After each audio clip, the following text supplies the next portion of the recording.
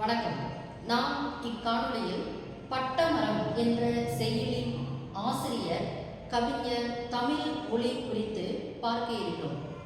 கவிஞர் தமிழ் ஒளி பாரதிதாசனின் கவிதைகளை மிகவும் ரசித்தவர். அவர்களின் கவிதைகளால் ஈர்க்கப்பட்டவர். பாரதிதாசனிடம் குயில் தோப்புக்கு சென்று தினந்தோறும் கவிதைகளை படித்து காட்டி அவரின் பாராட்டுதல்களை பெற்றவர். இனி இவர் பிறப்பு மற்றும் இவர் செய்த பணிகள், எழுதிய நூல்கள் ஆகியவை குறித்து காணொளியில் பார்க்கலாம். வாருங்கள், காணொளிக்கு செல்வோம்.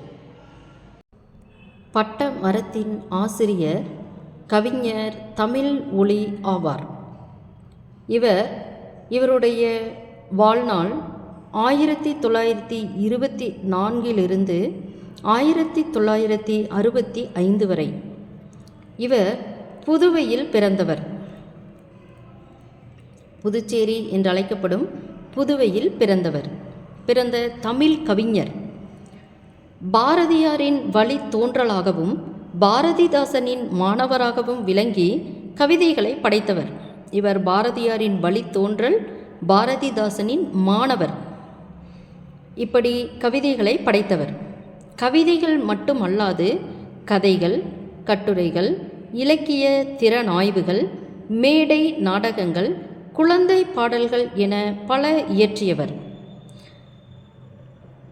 கதைகள் எழுதியிருக்கிறார், கட்டுரைகள் எழுதியிருக்கிறார், பல இலக்கியங்களை திறனாய்வு செய்திருக்கிறார்.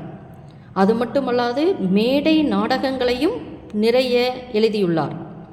குழந்தைகளுக்கென பாடல்களையும் இயற்றியவர்.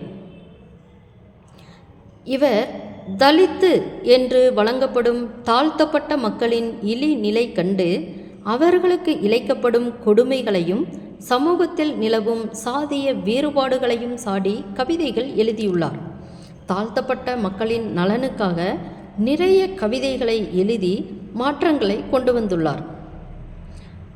இவர் தென்னார்காடு மாவட்டம் குறிஞ்சிப்பாடியை அடுத்த ஆடூர் என்னும் சிற்றூரில் சின்னையா செங்கேணி அம்மாள் என்னும் இணையருக்கு பிறந்தவர். விசயரங்கம் என்பதே இவருடைய இயற்பெயர் ஆகும்.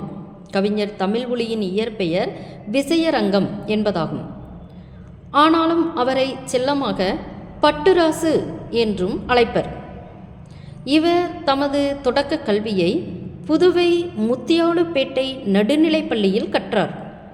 உயர்கல்வியை கலவை கல்லூரியில் படித்தார். இவர் மாணவராக இருந்தபோதே பாரதிதாசன் கவிதைகளில் மனம் பறிகொடுத்தார்.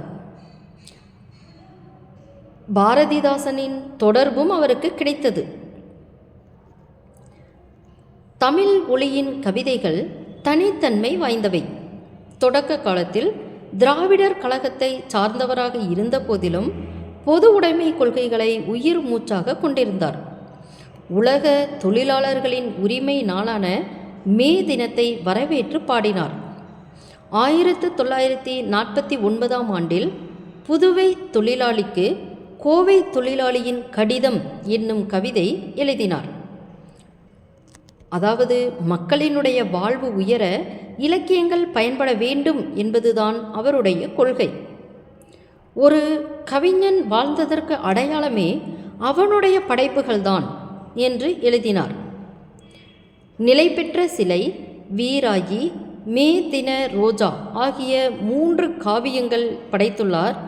அந்த 3 காவியங்களும் தலித்து மக்களுக்கு இழைக்கப்படும் கொடுமைகள், தலித்து மக்களின் விடுதலை, அவர்களின் முன்னேற்றம் ஆகியவற்றையே விவரிக்கின்றன.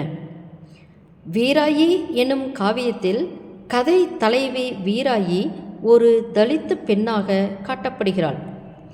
5 சிறுகதை தொகுதிகள் அவர் எழுதினார். அது மட்டுமல்லாது தாமரை என்னும் இலக்கிய இதழில் வனமலர் என்னும் தலைப்பில் சில உருவக கதைகளை எழுதியுள்ளார். 50களின் இறுதியில் தமிழ் ஒளி திரைப்படத்துறையில் கால் வைத்தார்.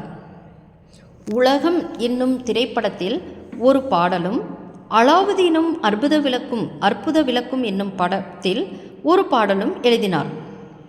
மேலும் எவரெஸ்ட் மலை உச்சியில் தேசிய கொடி ஏற்றி சாதனை படைத்த தேன் சிங்கை பாராட்டி கவிதை எழுதினார். நெய்வேலியில் பழுப்பு நிலக்கரி சுரங்கம் தொடங்கி மின் உற்பத்தி நிலையம் அமைத்த போதும் கவிதை படைத்தார். இவர் கவிதை படைக்காத துறைகளே இல்லை எனலாம். அனைத்து துறைகளிலும் தன்னுடைய கவிதையை இவர் படைத்துள்ளார். அப்படிப்பட்ட ஒரு எழுத்தாளர், ஒரு கவிஞர் கொடுத்த ஒரு செய்யுளையே நமக்கு இங்கு பாடப்பகுதியாக கொடுக்கப்பட்டுள்ளது.